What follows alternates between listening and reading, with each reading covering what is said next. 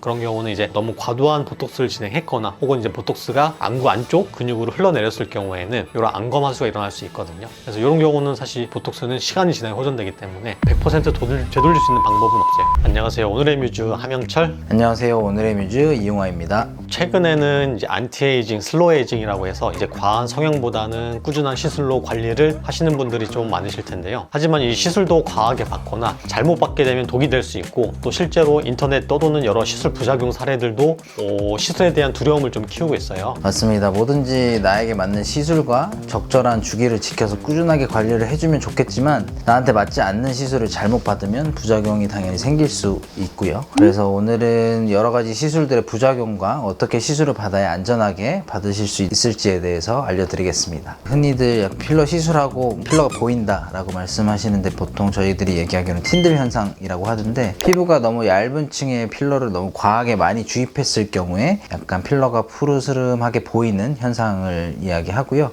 이거 같은 경우는 당연히 어떤 시술자의 어떤 테크닉이 굉장히 중요하고요. 너무 얕지 않은 적정한 깊이에 적정한 용량의 필러를 주입함으로써 이런 현상들은 충분히 예방할 수 있습니다. 그 다음에 또 이제 가장 걱정하는 부작용 중에 하나죠. 바로 이제 괴사라고 볼 수 있는데, 괴사에는 크게 압박성 괴사, 혈관성 괴사 두 가지로 나눠줄 수가 있어요. 그래서 이 압박성 괴사라는 거는 어떤 공간이 부족한 부위에 필러를 과하게 넣었을 때 그 필러가 주변에 있는 혈관들을 밀어내가지고 이 산소 공급이 떨어지면서 그 세포들이 괴사가 일어나기 시작하는 거를 압박성 괴사라고 볼 수가 있고요. 이런 경우는 사실 시술 직후에 약간의 사인이 있을 수 있어요. 그렇죠? 그래서 우리가 시술하면서 체크를 할 수 있는데, 그걸 놓쳤다 그러면 보통은 하루 이틀 사이에 이 혈류가 떨어진 조직에서 괴사가 살짝 진행되기 때문에 그 사인으로 수포 같은 게 좀 올라올 수가 있어요. 그래서 그런 걸 보고 내원하면은 바로 녹여버리면 되기 때문에 사실 압박성 괴사는 크게 걱정될 건 아니에요. 사실 그 다음에 이제 중요한 게 혈관성 괴사인데, 혈관성 괴사는 직접적으로 혈관 안에 사실 필러가 들어가서 우리 혈관을 좀 막아버리는 경우에는 그 혈관이 주행하는 부분에 혈액 공급하는 조직이 다 괴사가 일어날 수가 있어요. 그런 경우는 전반적인 넓은 부분에 괴사가 일어날 수 있고, 안구로 공급되는 혈관들이 막혀버리면 실명까지 올 수 있기 때문에 이거는 굉장히 위험한 사실 부작용이라고 볼 수가 있고, 얼굴의 해부학적 구조나 위험한 부위를 잘 인지한다고 하면은 사실 이런 부작용이 생길 가능성은 정말 크지 않아요. 잘못된 시술과 그 다음에 안 좋은 불행이 겹쳐가지고 사실 일어나는 거기 때문에 너무 자극적인 부작용 때문에 필러 시술을 너무 걱정할 필요는 사실 없을 것 같아요. 다음으로 이제 실리프팅, 또 이제 통증도 심하고 붓기도 좀 있는 시술이다 보니까 요거에 대한 부작용을 걱정하시는 분들이 많이 있으신데, 부작용이라고 처음에 말씀드리긴 좀 애매하지만 시술 후에 어떤 붓기, 보통 시술 직후부터 한 일주일 정도까지는 시술 부위에 시술의 어떤 실이 들어간 주행, 그 거리에 따라서 붓기가 발생할 수 있는데, 대부분 일주일 정도면 호전은 되고요. 그 다음에 생길 수 있는 부작용은 당연히 이제 비대칭.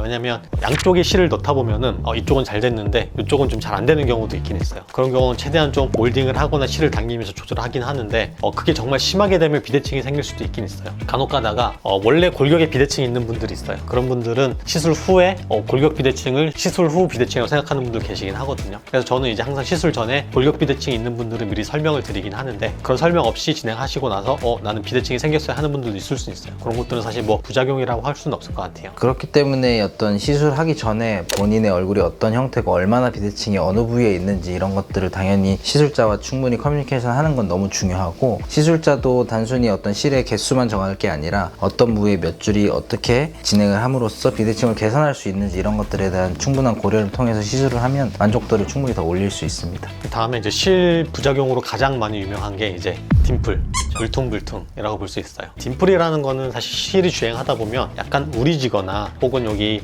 우리 입 주변에 지진대가 좀 지나가는 부위가 있거든요. 그 지진대를 잘못 물고선 실을 당기게 되면 그 부위가 움푹 들어가게 돼 있어요. 그런 경우에는 딤플이 생길 수 있는데, 이런 경우도 사실 시술하면서 조금 예방하는 게 좋을 것 같고요. 그리고 딤플이 생기더라도 대부분 사실 이것도 녹는 실이기 때문에 자리 잡으면서 자연스러워지는 경우가 대부분이에요. 그래서 너무 심하지 않은 딤플은 너무 걱정할 필요는 없으시고, 만약에 딤플이 너무 심하게 생겼다라고 하더라도 그 부위를 필러로 채우면 좀 완화시킬 수 있기 때문에 이거는 사실 큰 부작용으로 걱정할 필요는 없으실 것 같아요. 다음으로는 이제 보톡스, 가장 흔히들 많이 하시는 건데, 보톡스로 인한 부작용은 당연히 통증, 뭐 붓기, 멍 이런 뭐 이제 주사 부의 국소적인 반응인데 이런 것들은 뭐 당연히 그냥 한 1, 2주 정도면 호전되는 거니까 뭐 크게 부작용이라고 볼 수는 사실 없고요. 그 다음에 사실 이거는 즉각적으로 효과가 나타날 수 있기 때문에 즉각적인 부작용도 나타날 수 있거든요. 그래서 첫 번째는 이제 비대칭, 특히나 이마 보톡스나 아니면 눈가 주름 보톡스나 아니면 입꼬리 보톡스 같은 걸 맞고 나서 한쪽은 과하게 들어가고 한쪽은 덜 들어갔을 경우에는 좌우 비대칭이 좀 생길 수가 있고 불균형이 생길 수가 있습니다. 그래서 이런 경우에는 그냥 리터치만 좀 잘 진행하면 되기 때문에 크게 걱정할 필요는 없다고 보시면 될 것 같습니다.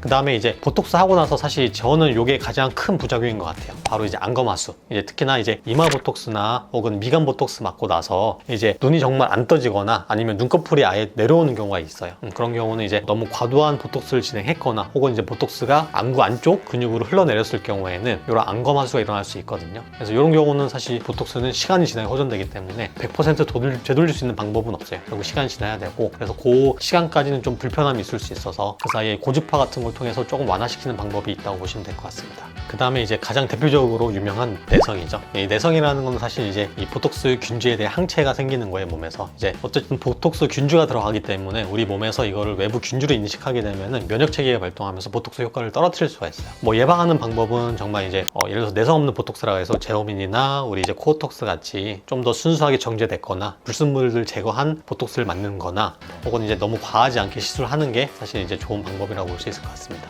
누구나 예뻐지고 싶은 마음은 당연하지만 이 충분한 시간을 고려하지 않고 시술로서 당장 해결하고자 한다면 이 부작용을 초래할 수 있기 때문에 이 뭐든지 꾸준하게 장기적으로 시술 계획을 짜주시면 좋을 것 같습니다. 네, 맞습니다. 시술로서 당장 확 달라지는 것보다 부작용이 없게 성공적인 시술을 완성하는 게 중요하다고 생각하고요. 정확한 진단과 정확한 시술 플랜을 가지고 꾸준한 관리를 받으시길 추천드립니다. 잊지 마세요. 당신은 언제나 우리의 유지입니다.